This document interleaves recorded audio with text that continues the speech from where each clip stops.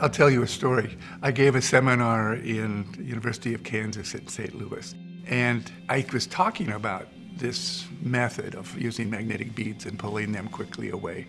And when I showed a little movie of this, there was an audible gasp, and everyone turned to the person next to them and started talking about the things they could do with this. For a long time, there were just a few of us who had access to this, and I almost felt guilty about giving a talk about it because people wanted to do it and they couldn't.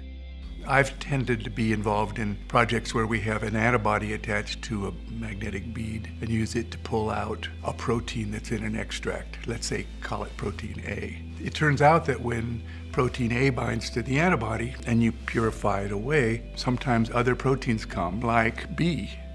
Now, B can be tightly bound to A, and then you'll be able to get A and B out all the time. But if C binds to A very weakly, then if you use normal methods for pulling out A that involve long washes, 5 or 10 minutes, C will fall off.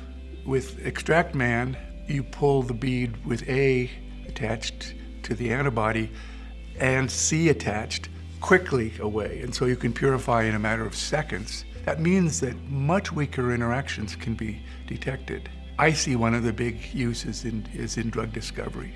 If you're trying to stop a cancer cell or any disease state, and you can identify that two proteins interact, a protein-protein interaction. If you find a small molecule that will bind and prevent A and C from binding, you can treat the cancer. I really like the simplicity of this piece of equipment.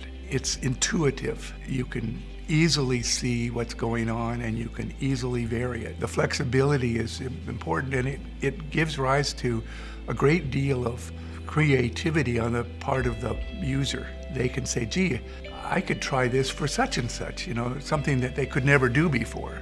It's easy to understand, but it's incredibly flexible, and it allows you to ask questions that you couldn't really ask before.